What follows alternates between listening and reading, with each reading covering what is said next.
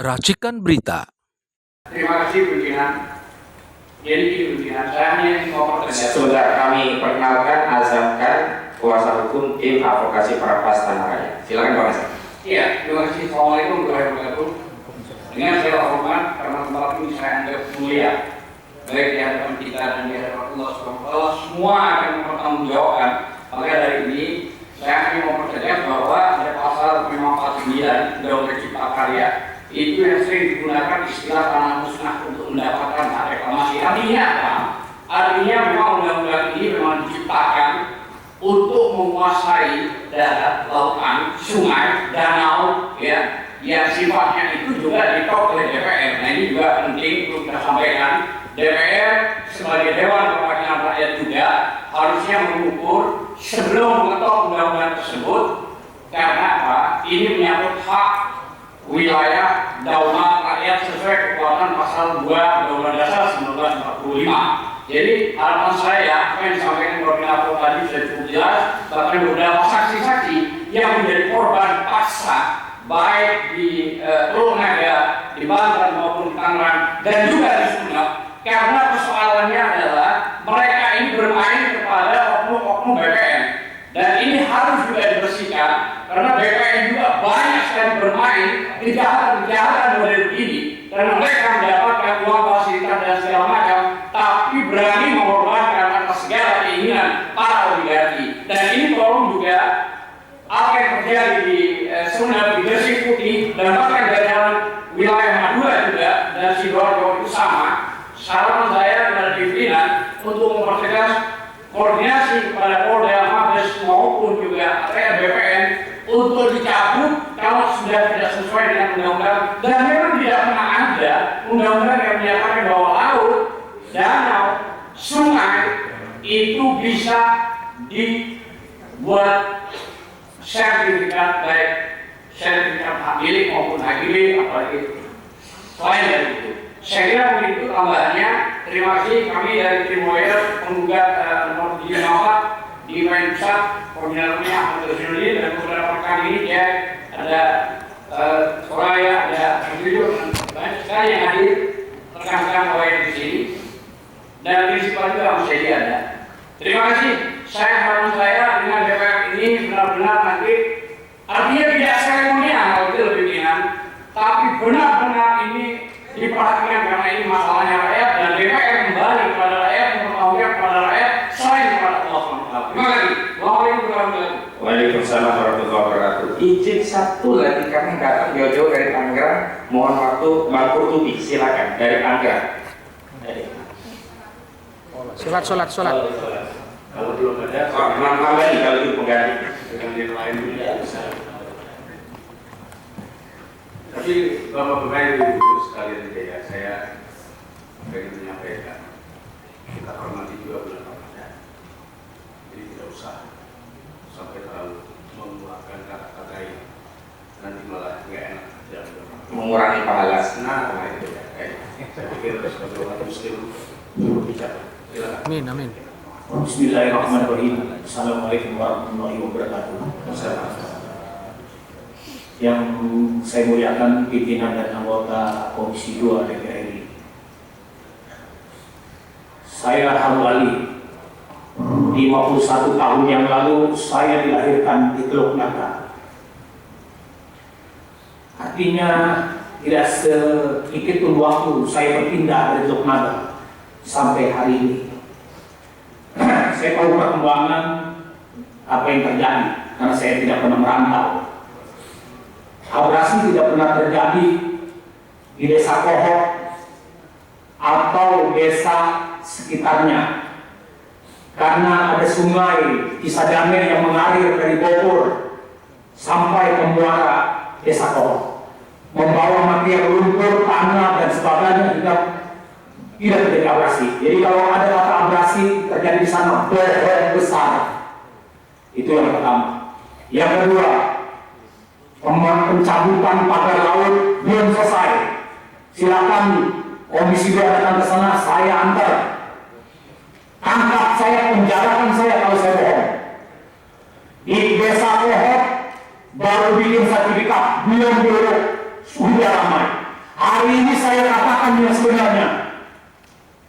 atas nama Allah, Desa Tanjung Burung dan Desa Tanjung Pasir yang bersebelahan dengan Desa Koop sudah dulu ini tidak pernah terpublikasi. Sungai, tanah disertifikatkan. Dan pada hari ini juga saya ingin katakan, tidak cukup Barreskrim menentukan tersangka hanya 4 orang. Karena 2 orang selain kepala desa dan sekretaris desa itu orang yang bekerja pada seseorang, bukan dia bekerja untuk dirinya sendiri. Artinya ada perintah. Kenapa harus diamputasi sampai dia? Dia disuruh. Gitu, Pak Ketua. Yang terakhir, saya bingung sampai hari ini. Saya ngomong di DPR RI, mohon maaf kalau memang ada anggota yang dipilih dari daerah pemilihan Tanggerang Raya. Kok sampai saat ini semuanya hanya yang berbicara membela kami di sana. Dari semua partai. Kenapa Pak semua yang terpilih Pak?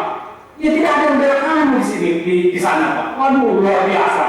Kriminalisasi terjadi, perampasan luar biasa. Bukan cuma Pak Charlie dan Putin saja Pak, banyak. Saya merilis lebih dari 28, itu pun semua. Itu baru tenaga dan Kosambi saja Pak. Terima kasih. Bila taufiq wal hidayah. Wassalamualaikum warahmatullahi wabarakatuh. Waalaikumsalam warahmatullahi wabarakatuh. Izin bulan puasa saya ingkar janji karena ternyata Bu Menlu ulang dari ini menyampaikan pimpinan. Beliau ketua Aliansi Rakyat Menggugat kiranya berkenan. Bu Menlu, Tapi kalau Bu Menlu ini kelihatannya agak lebih aja. Assalamualaikum warahmatullahi wabarakatuh. Saya adalah perwakilan dari emak-emak. Kebetulan saya tinggal di Tangerang. Saya merasa apa yang kita alami mungkin kalau kita tidak benar-benar konsen dalam hal ini, mungkin tanah kita juga akan diambil dengan alasan negara. Di sini maaf karena saya tadi melihat ada kasus dari Menteri ATR BPN, izinkan saya untuk mengemukakan saya ya. Surat terbuka untuk Bapak Menteri. Assalamualaikum warahmatullahi wabarakatuh. Indonesia adalah Indonesia SOS, Indonesia terancam punah. Dan itu berlaku hanya untuk rakyat Indonesia, bukan pejabat.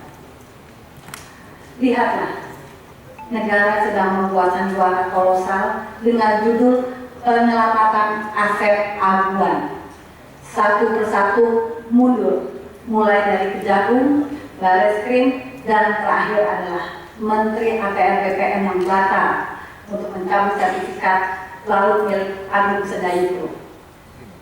Bapak Menteri, apakah Anda tidak sadar yang Anda lakukan sama dengan menjual negara kepada asing?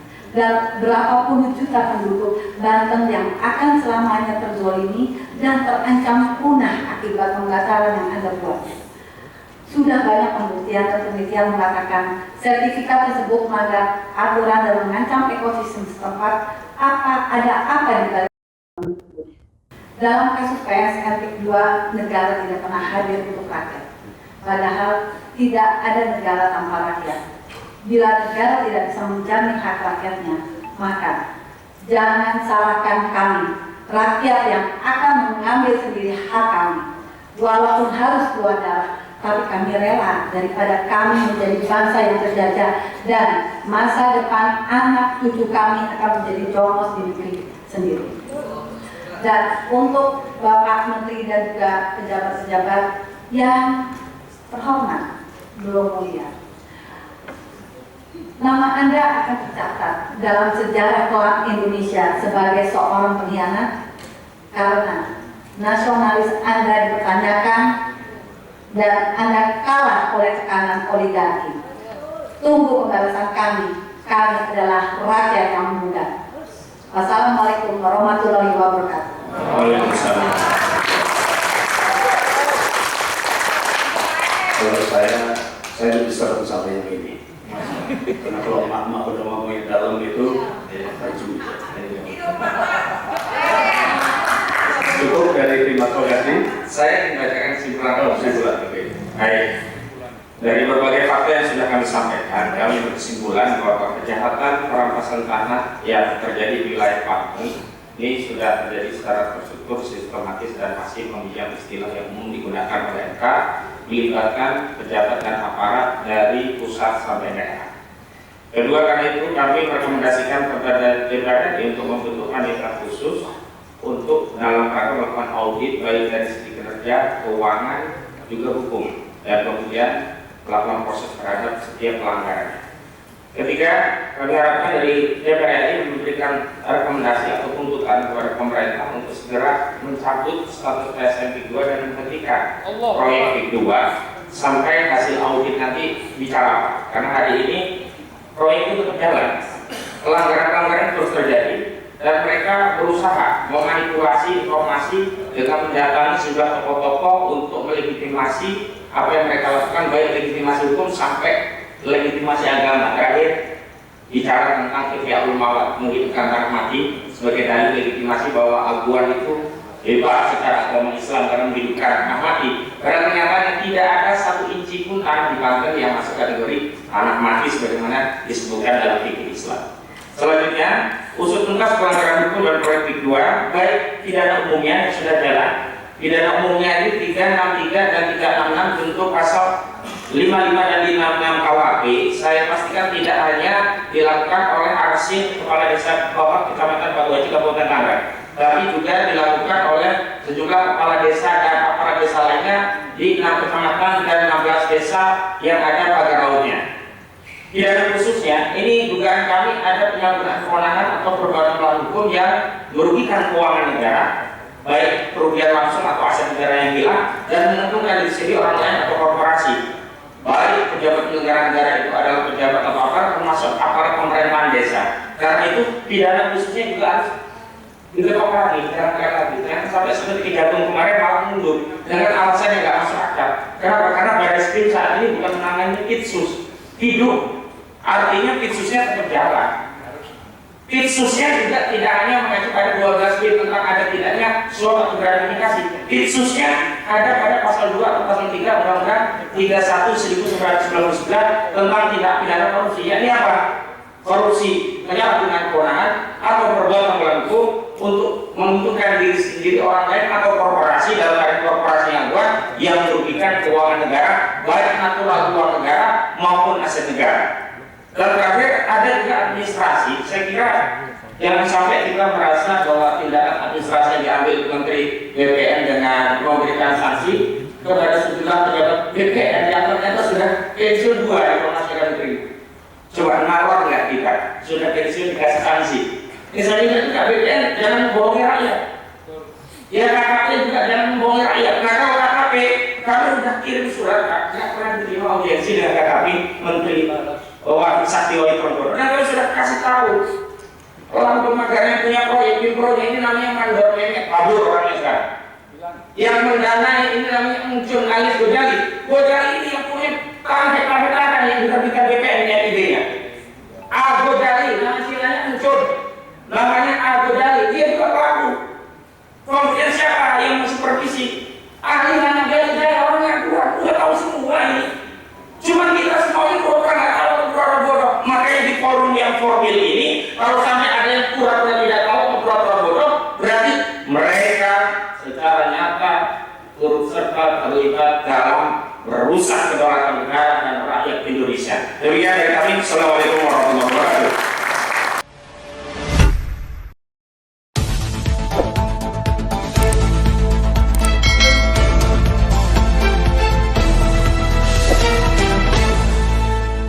Racikan Berita